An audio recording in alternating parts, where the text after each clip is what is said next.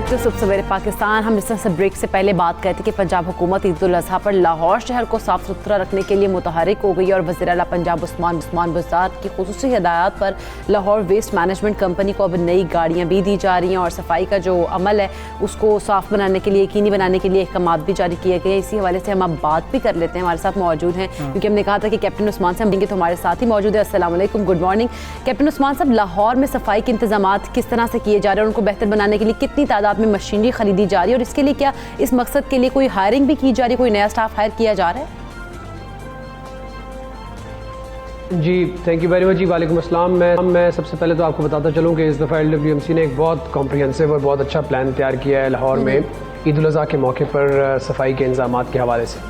इस सिलसिले में ना सिर्फ जो लोगों में बैग्स तकसीम किए जाते हैं उनकी तादाद में इजाफा किया गया है, बल्कि नए वर्कर्स जो हैं उनको भी इंगेज किया जा रहा है, नई गाड़ियां जो हैं उनको इंगेज किया गया है।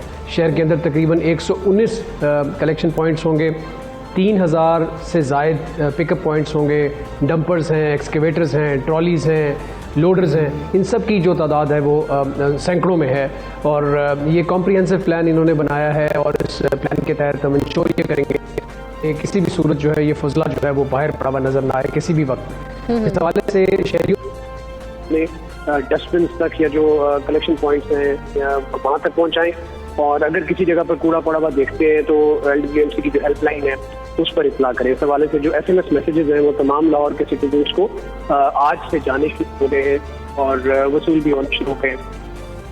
इसमें देखें जो LWMC है उसकी इंडेवर ये है कि इसका जो पहला दिन है उसमें आमतौर पर मुशाहिदे में ये बात आई कि सबसे ज़्यादा कुर्बानी जो है वो पहले दिन होती है। अगर पहले दिन में इन्होंने अपना वेस्ट जो है वो उसी दिन में कलेक्ट कर लिया तो फिर इंशाल्लाह ताला जो दूसरा और तीसरा दिन है उसमें इतनी ज़्यादा प्रॉब्लम नहीं आती। और पहले दिन में पहले 2 दिनों में हमारे तकरीबन 8 से 9 हज़ार वर्कर्स जो हैं वो इस सिलसिले में काम करेंगे और उनकी जो एफर्ट होगी या जो इंडेवर होगी वो ये होगी कि शहर जो है वो हर सूरत में साफ रहे। और इन दिनों में महकमा मौसमियात ने बारिश की पेशन गोई भी की है, हमारा काम इन दिनों में जरा ज्यादा चैलेंजिंग हो जाएगा। लोगों के ताबून की बहरहाल में जरूरत होगी, गलियों में इस तरह से अलाइशों को ना फेंकें या जो फुजला है उसको ना फेंकें, बल्कि कम से कम जो डस्टबिन हैं वहाँ तक जरूर पहुँचाएं ताकि हमारे जो LWMC के वर्कर्स हैं वो वहाँ से उनको कलेक्ट करके कलेक्शन पॉइंट्स पे लाएं और फिर इवेंचुअली उनकी जो डिस्पोजल है वो डंप स्टेशन पे किया जा सके। ठीक है कमिश्नर साहब, ये बता दीजिएगा कि हम देख रहे हैं आपने भी सेल पॉइंट्स जो हैं उनको सील किया है और कुछ जानवरों को कब्जे में भी लिया गया है। हम देख रहे हैं कहीं पर भी दिल करता है 15-20 बकरे लेकर खड़े हो जाते हैं और जो हिदायत थी वो बिल्कुल मुख्तलिफ थी। उस हवाले से क्या कर रही है इंतज़ामिया? और अगर कोई लोग देखते हैं, हम लोग देखते हैं जाते हुए कि यहाँ पर शहर के अंदर इस तरीके से खरीदो फरोख्त हो रही है, हमें क्या करना चाहिए? लेकिन जी बिल्कुल आप दुरुस्त कह रहे हैं, ये बड़ी एक्टिविटी है तो इसके ऊपर हम बड़ी सख्ती भी करते हैं, लेकिन उसके बावजूद भी हमें नजर आता है कि लोग कहीं ना कहीं जो है वो खरीदार बन के जानवर लाते हैं और इवेंचुअली उसको शहर की अर्बन के अंदर कहीं ना कहीं बेचना शुरू कर देते हैं। इस सिलसिले में पिछले 7-8 दिनों में हमने 105 ऐसे इलीगल सेल पॉइंट्स जो हैं उनको बंद किया या उनको तलब किया। इस सिलसिले में 6 लाख से ज़ायद फ़ाइन भी किया गया और तकरीबन 1.5 वो कलेक्शन पॉइंट से हमने उनको शिफ्ट किया और वहाँ से उनकी खरीद फरोख्त करवाई। इस सिलसिले में अगर आपको कहीं पर भी कोई इलीगल मंडी नज़र आए, किसी जगह पर आपको नज़र आए कि कोई शहर के अंदर हुदूद में दाखिल हो गया है, हमारी हेल्पलाइन है 1716, उस पर इत्तला करें, हमारी जो टीम है वो फौरी तौर पर उसका तदारुक करें। ठीक है कमिश्नर साहब, आखिर में ये भी बता दीजिएगा कि ख़ास तौर पे हम मंडियों में ये देख रहे हैं शिकायत भी मौसूल हो रही हैं कि SOPs का ख्याल नहीं रखा जा रहा है और वहाँ पर फ्लेक्सिस तो लगा दी गई हैं, वहाँ पर कोशिश नहीं की जा रही है कि किसी तरह से इंश्योर किया जाए कि लोग SOPs का ख्याल रख रहे हैं। और वहाँ पर अगर व्यापारियों से बात करें वो कहते हैं हमारे पास तो सर्टिफिकेट्स है नहीं, ना ही आने से पहले हमें कहा गया था। तो क्या कर रही है इंतज़ामिया इस बारे में? देखिए लाहौर में चूँकि व्यापारी बाहर से आते हैं इसलिए ये चैलेंज था कि ऑब्वियसली उन्होंने अपने अपने जिलों से वैक्सीनेट करके आना था। यहाँ पर हम अलबत्ता ये जरूर इंश्योर कर रहे हैं कि जो हमारे खरीदार हैं वो कम से कम सारे के सारे वैक्सीनेटेड हैं। हमने तमाम जितनी हमारी मंडियाँ हैं वहाँ पर health and safety officers notify किए हैं जो ये इंश्योर करते हैं कि कोविड की SOPs जो है वो वहाँ पर उनका ख्याल रखा जाए। लेकिन एक बात बहरहाल तय है कि अगर आज हम इनको टीका लगाएंगे या वैक्सीनेट करेंगे तो एंटीबॉडीज फौरन तो डेवलप नहीं है। तो इस तो रुझून जगह पर आने से कम 15-20 दिन पहले अगर इन्होंने वैक्सीनेशन कराई होती तो उसका फायदा होना था। यहाँ पर इस वक्त ये एक्टिविटी तो चल रही, यहाँ तो बेसिक जो प्रिंसिपल्स हैं SOPs पे अमल दरामद के, सोशल डिस्टेंसिंग के, मास्क पहनने के, हाथों को सैनिटाइज करने के या धोने के, उनके ऊपर अमल करना न सिर्फ मंडियों में बल्कि हमने जब ईद कुर्बान की तैयारियां करनी है, गोश्त तकसीम करना है, लोगों को मिलना है, ईद की नमाज पढ़नी है, उन तमाम जो इंसिडेंट्स हैं वहाँ पर भी हमें इन चीज़ों का बहुत ज़्यादा ख्याल रखने की ज़रूरत है। हमारे मुशाहिदे में है कि इस वक्त हमारे पास डेल्टा वेरिएंट आ चुका है लाहौर में, और डेल्टा वेरिएंट की जो स्पेसिफिक बात है वो यही है कि वो उसकी जो ट्रांसमिसिबिलिटी है वो ज़्यादा है बाकी वेरिएंट की। तो इससे पहले जो ज़्यादा तेज वेरिएंट समझा जाता था वो अल्फा वेरिएंट यानी वेरिएंट समझा जाता था, इसकी ट्रांसमिसिबिलिटी उससे तकरीबन दुगनी ज़्यादा। तो हमारे ऊपर ये लाजिम हो जाता है कि हम बहुत ज़्यादा एहतियात करें, क्योंकि एहतियात के अलावा हमारे पास कोई चारा नहीं है। तो साथ साथ जो है वो अपने आप को वैक्सीनेट कराएं, और खास तौर पे अगर किसी की सेकंड डोज रहती है तो वो हिचकिचाए नहीं और वक्त पूरा होने पर अपनी सेकंड डोज भी करता है। अच्छा उस्मान साहब, इस बारे में बताइएगा, क्या ईद के दिनों में वैक्सीनेशन सेंटर जो है वो खुले रहेंगे? सिर्फ ईद वाला जो दिन है उस दिन हम छुट्टी करेंगे, बाकी उसके आगे पीछे जो है वो हमारे सेंटर जो खुले रहेंगे हम लोगों की सहूलत के लिए। सिर्फ और सिर्फ ईद वाले दिन वैसे भी आपको पता है कि लोगों ने कुर्बानी करनी है, क्योंकि हमारा मजहबी त्यौहार है, इसलिए शायद वैक्सीनेशन सेंटर्स पे कोई कम ही लोग आएंगे। तो सिर्फ ईद वाले दिन की छुट्टी होगी, बाकी तमाम दिनों में वैक्सीनेशन। बिल्कुल, बहुत शुक्रिया। Commissioner Lahore division captain retired Mohammad साहब हमारे साथ मौजूद थे और हमें बता रहे थे कि इंतज़ामात करने की कोशिश की गई है और उम्मीद यही है कि आवाम भी अगर ताउन करेंगे तो उनके शहर के अंदर जो है सफाई सुथराई के मामला बेहतर ही रहेंगे। और साथ ही सिर्फ ईद का जो दिन होगा यानी कि बुध का रोज़ होगा उस दिन वैक्सीनेशन सेंटर्स बंद रहेंगे, उससे पहले और उसके बाद आप खुद को वैक्सीनेट करवा सकते हैं। बिल्कुल ऐसे ही। अच्छा ये तो गवर्नमेंट लेवल पे हम देख रहे हैं कि ईद के आने से पहले जो है ना वो इंतजामात किए जा रहे हैं और मतलब इस तरह से गवर्नमेंट जो है वो इतने इनिशिएटिव ले रही है, तो मेरा ख्याल है कि आवाम जो है उसको भी चाहिए कि वो भी उसी तरह से जो है अमल दरामद करे और ख़ास तौर पर SOPs का ख्याल रखने। आपने ईद के दिनों में ये नहीं कि आपने कहना कि एक दिन की छुट्टी वैक्सीनेशन सेंटर पे तो हम भी SOPs की छुट्टी करा दें, ऐसा नहीं करना। छुट्टी नहीं है, बिल्कुल ऐसा नहीं है। मुल्क भर की तरह हम देख रहे हैं कि साहिवाल में भी मवेशी मंडियों में रौनकें इस वक्त रूज पर हैं और साहिवाल नस्ल के जानवर ईद कुर्बान के लिए मंडियों में पहुंच चुके हैं। अच्छा, महंगाई की वजह से जो व्यापारी हैं वो और ख़रीदार दोनों ही परेशान दिखाई दे रहे हैं। हम जान लेते हैं नुमाइंदा 92 न्यूज़ उस्मान रज़ाक से। उस्मान बताइएगा इस वक्त क्या सूरत हाल है मंडियों में और ख़रीदो फरोख्त का सिलसिला जारी है, क्या रेट्स में हैं जानवर? जी बिल्कुल, मुल्क भर की तरह साहिवाल में भी मवेशी मंडियाँ सज चुकी हैं और इंतज़ामिया ने यहाँ पर अच्छे इंतज़ाम किए हैं। यहाँ पे रेस्क्यू, पुलिस और जानवरों के लिए पानी और टेंट मुहैया किए गए हैं और डॉक्टर भी मौजूद हैं जानवरों के इलाज के लिए। और यहाँ पर छोटे जानवरों में बकरी, दुम्बा और भेड़ मौजूद है। बड़े जानवरों में बैल, गाय और ऊँट भी मौजूद हैं। अगर मैं जानवरों की कीमतों की बात करूं तो पिछले सालों की निस्बत तकरीबन दुगनी कीमतें हो चुकी हैं। इस सिलसिले में जब ख़रीदार हजरात आते हैं और वो अपना जानवर पसंद करते हैं और उनको जब कीमत बताई जाती है तो वो परेशान हो जाते हैं। और इस सिलसिले में जब हमारी व्यापारी हजरात और जानवरों के मालिकों से बात हुई है तो उनका ये कहना है कि जो मुल्क में होने वाली महंगाई है उसका असर जानवरों की कीमतों के ऊपर पड़ा है, क्योंकि जानवरों की जो खुराक और उनको देने वाली जो अशिया थी वो भी महंगी हो गई हैं, जिसकी वजह से जानवरों की जो कीमतें हैं वो बढ़ गई हैं। ख़रीदार हजरात और जो जानवरों के मालिक हैं वो दोनों ही परेशान नज़र आते हैं। ख़रीदार हजरात का ये कहना है कि उन्हें इस दफ़ा सुनते इब्राहिमी अदा करने में इंतहाई मुश्किलात नज़र आ रही हैं और वो उनके लिए मुश्किल नज़र आता है कि वो सुनते इब्राहिमी अदा कर सकें।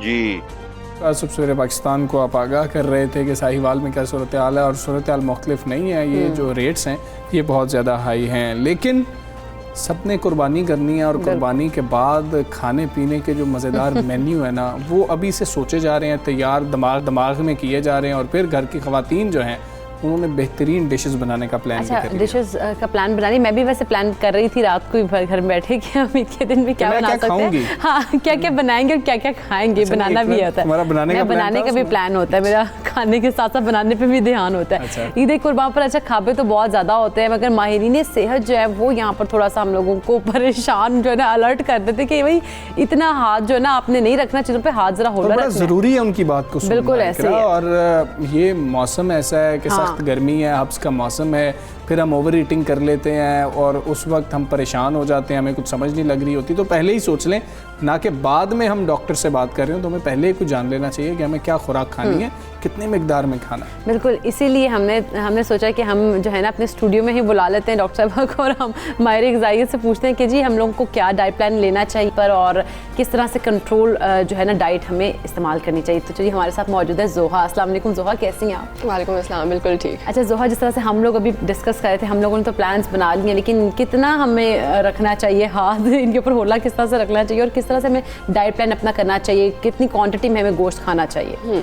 जैसे हमजा ने बहुत अच्छी बात की कि मौसम में हमारा थोड़ा सा इस तरह है कि जिसमें नेगेटिव इम्पैक्ट भर सकते हैं। क्वांटिटी बहुत इंपॉर्टेंट है। मैं आज यहाँ पर एक हेल्दी इंडिविजुअल की, एक डायबिटीज़ की, एक ब्लड प्रेशर की और यूरिक एसिड की, क्योंकि ये 3 बीमारियाँ ऐसी हैं कि जो पाकिस्तान में बहुत ज़्यादा है। इन तीनों की मैं आपको क्वांटिटीज़ बताऊंगी कि कौन कौन कितनी मिकदार में खा सकता है ताकि उसकी ज़्यादती से उनको नुकसान ना हो। बस आप लोग नोट कर लें, फौरी सारे अपना सुन लें कि आप लोगों ने किससे ज़्यादा नहीं खाना, क्योंकि ईद का मौका हर एक ने खाना है, लेकिन जैसे दाल में खाएंगे तो नुकसान नहीं होगा। अब अगर मैं एक हेल्दी सेहतमंद इंसान की बात करूं तो वो एक दिन में 4 से 5 गोश्त के जो टुकड़े हैं वो ले सकते हैं, जो आपकी छोटी उंगली के साइज के जितने होने चाहिए, नॉर्मल साइज। हम इतने करने लगे ना? नहीं इतने नहीं, मेरे इसलिए बता दें कि छोटी उंगली के जो साइज के जितना टुकड़ा होगा 4 से 5 एक दिन में एक हेल्दी इंडिविजुअल ले सकते हैं। इसके अलावा कलेजी का इस्तेमाल भी पहले दिन सुबह के वक्त बहुत से घरों में किया जाता है। तो कलेजी के इस्तेमाल में ये कहूँगी कि जो हेल्दी इंडिविजुअल है वो एक दिन में यानी कि सुबह नाश्ते के वक्त में 1 इंच का जो टुकड़ा है वो 3 से 4 कलीजी के टुकड़े ले सकता है और उसके साथ वो 4 से 5 गोश्त के टुकड़े पूरे दिन में भी ले सकता है। तो ये ईद के मौका की रिक्वायरमेंट है। दूसरे दिनों में हम इसे कम रिकमेंड करते हैं,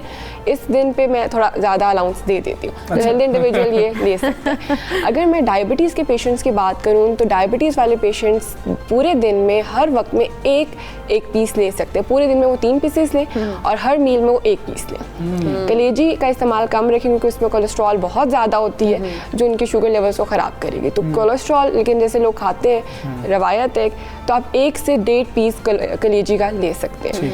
ब्लड प्रेशर वाले पेशेंट्स दिन में 2 हिस्से लें, सिर्फ 2 पीसेस, क्योंकि उनके ब्लड प्रेशर लेवल्स एब्रप्टली बढ़ सकते हैं हाई फैट कंटेंट की वजह से। लेकिन कलेजी ब्लड प्रेशर वाले मरीज ना लें। अच्छा। लेनी भी है तो बहुत थोड़ा सा एक निवाले के साथ आप टेस्ट कर लें, लेकिन वैसे मत लें। यूरिक एसिड की तरफ मैं आती हूँ, अगर तो यूरिक एसिड वाले पेशेंट जिनका यूरिक एसिड बहुत ज़्यादा है, बढ़ रहा है, वो तो बिल्कुल भी मत लें गोश्त को, क्योंकि उनको इमीडिएट इफेक्ट नज़र आएगा, उनके जोड़ों में दर्द का मसला उनको नज़र आएगा। तो यूरिक एसिड वाले पेशेंट्स अपने कंसल्टेंट के रिकमेंडेशंस पे जाएं, लेकिन जिनका नॉर्मल है या नॉर्मल से थोड़ा सा ज़्यादा माइल्ड सिम्टम्स है तो वो भी हाइपरटेंशन वाले पेशेंट्स के दिन में 2 पीसेस ले सकते हैं। इससे ज़्यादा की तरफ ना जाए, उनके सिम्टम्स जो है वो एग्रीवेट करेंगे। अब अगर एक हेल्दी इंडिविजुअल 4 से 5 से ज़्यादा ले लेता है तो उसको बहुत नुकसान भी हो सकता है। अच्छा। जिस बीमारियों में तो बीमारियां खराब होंगी, शुगर लेवल बढ़ जाएगा, ब्लड प्रेशर बढ़ जाएगा, यूरिक एसिड बढ़ जाएगा, तो वो नुकसान है। लेकिन अगर सेहतमंद इंसान भी रिकमेंडेड अमाउंट से ज़्यादा लेगा तो उसको मसला आएगा, क्योंकि इस पर फैट बहुत ज़्यादा, रेड मीट के अंदर मटन, बीफ बहुत ज़्यादा फैट के हामिल है। होता क्या है कि हमारे मैदे के ऊपर एक लॉक होता है, जितना फैट हम लेते हैं उतने से वो लॉक खुलता जाता है। अच्छा। जितना वो लॉक खुलेगा, फैट ज़्यादा होने की वजह से लॉक खुलता है, ये एक नॉर्मल मैकेनिज्म है। आपका जो भी मैदे के अंदर चीज़ें हैं वो डायरेक्ट आती हैं आपके मुंह की तरफ, जिसकी वजह से वॉमिटिंग का मसला बढ़ जाता है, एसिडिटी का मसला बढ़ जाता है। आपको सीने में कि हॉस्पिटल्स में बहुत ज़्यादा सीने में जलन की शिकायत नजर आती है, क्योंकि जब मैदे की तेजाबियत वाली चीज़ें आपकी इसोफेगस में आएंगी, सीने की तरफ आएंगे तो आपको वहाँ जलन महसूस होगी। जोहा बिल्कुल गुंजाइश नहीं निकाल रही हैं, बारबेक्यू की गुंजाइश निकालने की कोशिश परेशान हो गया बहुत। बारबेक्यू पार्टी की कोई गुंजाइश मौजूद है? बिल्कुल गुंजाइश है। ईद के मौका पर बारबेक्यू पार्टी की गुंजाइश एक दिन की है, लेकिन इससे ज़्यादा की नहीं है। अच्छा, इसमें भी सख्ती है? सख्ती है, क्योंकि क्या वजह है? उसकी वजह यह है कि जैसे जब कोयले के ऊपर हम गोश्त को कोल करते हैं तो होता क्या है कि कोयले के धुएं के साथ गोश्त में मौजूद जो चिकनाई है वो मिक्स होकर कैंसर कॉजिंग सब्सटेंस में कन्वर्ट हो जाती है। तो आप खुद देखिए, आप डायरेक्ट कार्सिनोजन खा रहे हैं, तो थोड़े वक्त के लिए खाएंगे आपको नुकसान नहीं है, लेकिन बहुत से लोग मीट स्टोर कर लेते हैं, बार बार बारबेक्यू पार्टीज वीकेंड्स पे हो रही हैं, वो नुकसानदेह। आप एक दफ़ा करें, कोई नुकसान करना। अच्छा, एक दफ़ा एक घर में कर लें, दूसरे घर में कर लें, या फिर टोटल एक दफ़ा ही हमने कर टोटल एक दफ़ा? कोई गुंजाइश नहीं है जोहा कि हाँ कोई गुंजाइश नहीं है, बिल्कुल नहीं निकल रही है। तो ये जो आप फ्रिज भर लेते हैं ना, ये कोई फ़ायदा नहीं होने वाला, इसका उल्टा नुकसान ही होगा लोग। अच्छा, वैसे सवाब की नीयत से मेरा ख्याल है आप दूसरे लोगों को बांट दें और ये जो है ना, जो जोहा बता रही हैं, इन चीज़ों पर अमल ज़रूर करें। हाँ बिल्कुल, यहाँ पर जैसे आप अभी बांटने की बात कर रही थी, तो हम लोगों के यहाँ एक बहुत आम कंसेप्ट है फ्रीजर्स को भर लेने का। अपना हिस्सा जो आपका है उसको मैं स्टोर करने का यहाँ ज़रूर एक पॉइंट कोट करूँ, क्योंकि हम स्टोर गलत तरीके से करते हैं। अच्छा। कुर्बानी का जो गोश्त है उसका जब खून निकल जाए, आपने उसको धोना नहीं है, आपने उसको डायरेक्ट पानी के नीचे नहीं धोना, उसका खून निकल जाने के बाद आपने उसको पोर्शंस बना लें कि आपने एक वक्त में कितना इस्तेमाल करना है। छोटे पोर्शंस या बड़े पोर्शंस मत बने, क्योंकि हम निकालते हैं फिर उसको थॉ करते हैं धो के, जितना चाहिए उसको यूज़ करके बाकी ऐसे नहीं करना। आपने उतने साइज का पोर्शन बनाना है जितना एक मील में आपको ज़रूरी है। और फिर एक गलती हम क्या करते हैं कि प्लास्टिक बैग्स के अंदर स्टोर कर लेते हैं। प्लास्टिक बैग में जब हम चीज़ को स्टोर करते हैं, जितना टेम्परेचर कम होता है उतना प्लास्टिक के अंदर से ऐसे मवाद निकल के गोश्त में आते हैं जो कैंसर बढ़ाते हैं। तो कभी भी प्लास्टिक के बैग में गोश्त को मत स्टोर करें, हमेशा शीशे के बर्तन में स्टोर करें और उतनी अमाउंट में स्टोर करें जितना आपको चाहिए। उसको आप स्टोर कर दें धोए बगैर प्लास्टिक। ये बहुत इंपॉर्टेंट था, क्योंकि हम देखते हैं कि हमारे मतलब हम सभी घरों में देखा जाता है कि आज तो शॉपर खरीदे जा रहे हैं, खास तौर पर शॉपर्स खरीदे जाते हैं या जो प्लास्टिक बैग्स हैं उसके वो खरीद कर उनको अंदर स्टोर किया जाता है। ऐसा नहीं करना, आपने धोए बगैर ग्लास कंटेनर में अपनी रिक्वायर्ड अमाउंट स्टोर कर लेनी है। और फिर जब उसको पकाने का वक्त आता है फिर हमें गलती करते हैं, हम उसको इमीडिएटली फ्रीजर से निकाल के पानी के नीचे रख देते हैं और जब वो खुलता है हम प्रेशर कुकर में उसको कुक कर देते हैं। ये चीज़ ठीक नहीं है। आपको जब पता है कि आपने अगले दिन गोश्त बनाना है, आप उसको फ्रीज़र से रेफ्रिजरेटर में रखें, फ्रिज में रखें, उसको ओवरनाइट फ्रिज में रखें और फिर उसको आप बाहर लेकर आएं। आहिस्ता आहिस्ता उसका टेम्परेचर शॉक दें, एकदम से उसको टेम्परेचर शॉक ना दें और फिर उसको आप कुक करें।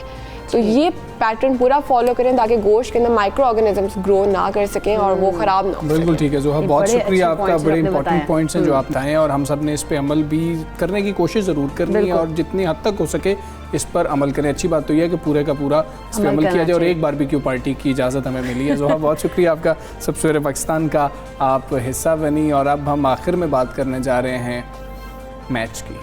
क्या बेहतरीन मैच था, पाकिस्तान की असल टीम वापस हमें ग्राउंड में नजर आई है। अच्छा, हम तो पहले मैच में इतनी तारीफ़ें और एकदम ही इतना नीचे गिरा दिया। खैर वैसे तो हम सब लोग और जितने भी क्रिकेट शायकीन हैं उनका यही जज्बात हैं जैसे कि हमजा के हैं, क्योंकि दूसरे T20 में हम देखते हैं कि इंग्लैंड ने पाकिस्तान को 45 रन से शिकस्त देकर 3 मैचेस की सीरीज जो 1-1 से बराबर कर दिया।